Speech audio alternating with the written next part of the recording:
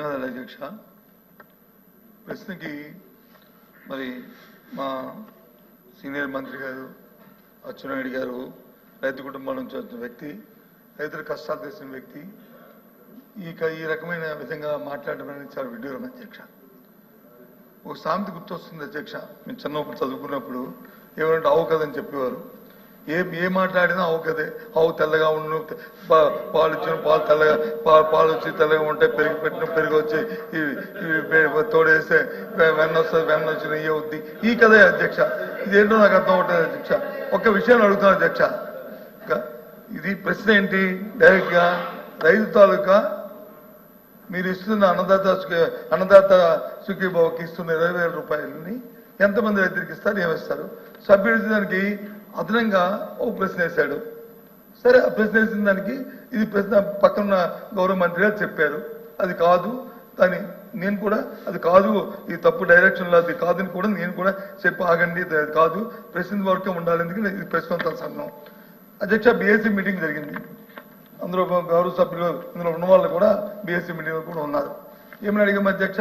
మేము ఇచ్చిన బీఎస్సీ మీటింగ్లో చర్చ పెట్టింది షార్ట్ డిస్కషన్. ఫస్ట్ మేము మా రిక్వెస్ట్ ఏంటి, రైతు సమస్యల మీద చర్చించాలి ఈ సభలో అని చెప్పి ఫస్ట్ డిస్కషన్ ఇచ్చాము అధ్యక్ష.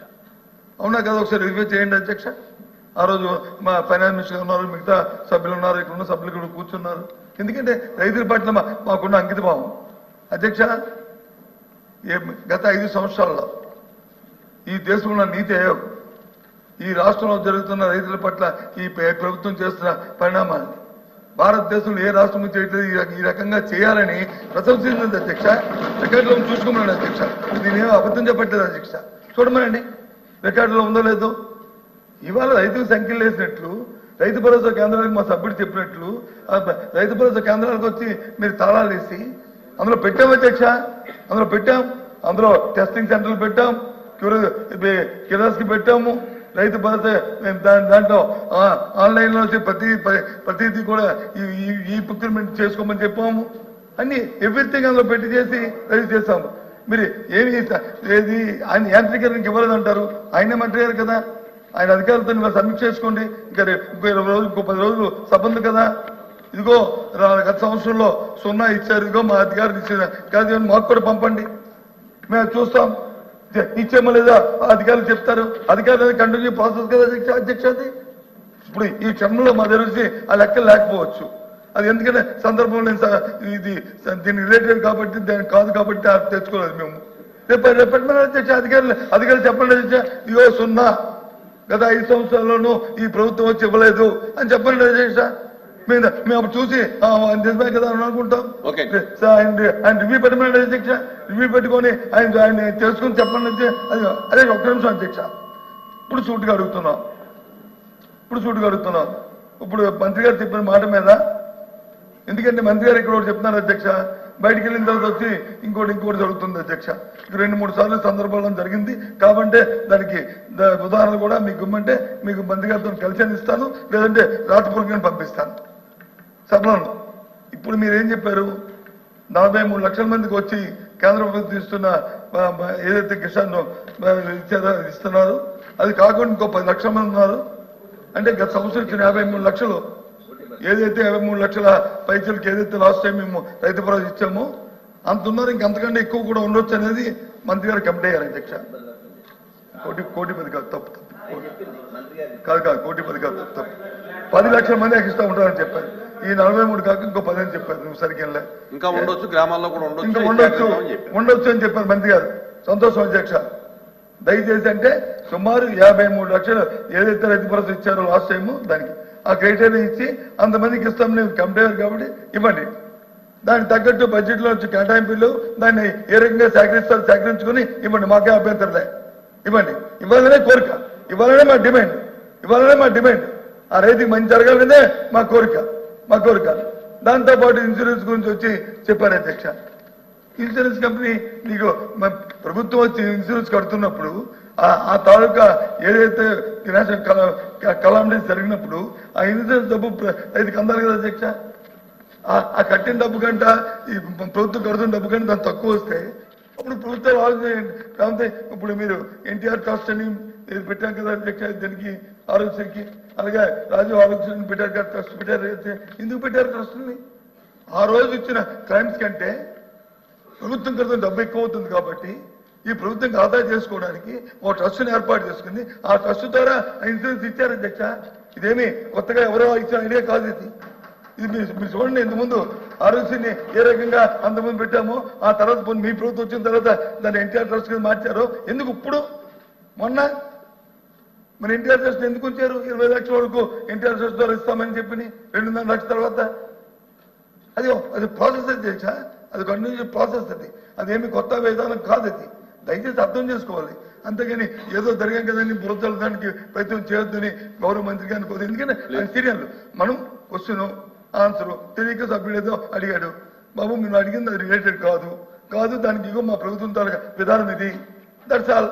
అంతేగాని ప్రభుత్వం పై ప్రభుత్వం మీ ప్రభుత్వం ఏం చేస్తుందో మా ప్రభుత్వం ఒక పని చేయండి అధ్యక్ష, డిబేట్ పెట్టండి. గత 1914 వరకు ఈ ప్రభుత్వం ఏం చేసిందో లేదు 14-19 ఒక విషయం అధ్యక్ష. షార్ట్ డిస్కషన్ ఉంది కదా, షార్ట్ డిస్కషన్ పెడదాం. సార్ ఒక్క నిమిషం ఆఖరిగా 14-19 తెలుసు అధ్యక్ష. రైతులు రుణమాఫీ చేస్తారని చెప్పిన హామీ ఇచ్చిన ప్రభుత్వం ఎందుకు చేయలేదు అధ్యక్ష? ఏ కారణం చేయలేదు అధ్యక్ష? మీరు చేయలేదు అధ్యక్ష. రైతులది మోసగించండి కాదా? రైతులు ఇబ్బంది పెట్టిన పరిస్థితి కాదా? అది వచ్చి మనం మరిచిపోయి డిఆర్ వ్యాధాలు వదిలించుకొని తమరు వచ్చి మాట్లాడితే ఈ సభకు వచ్చి చెప్తే ఏం చెప్పుకోవాలి అధ్యక్ష? కాబట్టి దయచేసి ఇది కన్ఫైన్ అయ్యి మేము చెప్తున్నాం అధ్యక్ష, మాకు వచ్చి ఈ ప్రభుత్వానికి రైతుల పట్ల చిత్తశుద్ధి లేదు, రైతుల పట్ల న్యాయం చేయడానికి వాళ్ళకి నమ్మకం లేదు. మీకు సభలో మాట బయట మాట చెప్తున్న ఈ సందర్భంలో రైతుల పట్ల మేము డిమాండ్ చేస్తూ రైతుల పట్ల ఈ సభ నుంచి ఈ ప్రశ్నకి వాకౌట్ చేస్తున్నాం అధ్యక్ష. చేస్తున్నాం అధ్యక్ష.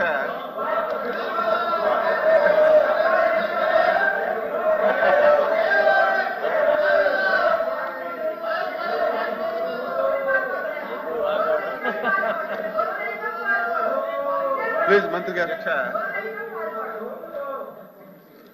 లీడర్ ఆఫ్ అపోజిషన్ ఏం మాట్లాడారో మీకు అర్థమైందో లేదు కానీ నాకు అర్థం అవ్వలేదు అధ్యక్ష. నేను చాలా స్పష్టంగా 2019 నుంచి 24 వరకు 1 సెంటు భూమైనా మీరు సాయిల్ టెస్టింగ్ చేశారని అడిగాను అధ్యక్ష. లేదు మేము చేశామంటే అది కూడా ఆన్సర్ లేదు. మెకనైజేషన్ కింద ఎక్కడైనా కొడవల పిడైనా కొన్నారంటే దానికి ఆన్సర్ లేదు అధ్యక్ష. అతి ప్రాధాన్యత కలిగింది డ్రిప్ స్ప్రింక్లర్ ఇరిగేషన్స్ కింద మీరు ఎక్కడైనా ఒక రైతుకు మేలు చేశారంటే అది లేదు అధ్యక్ష.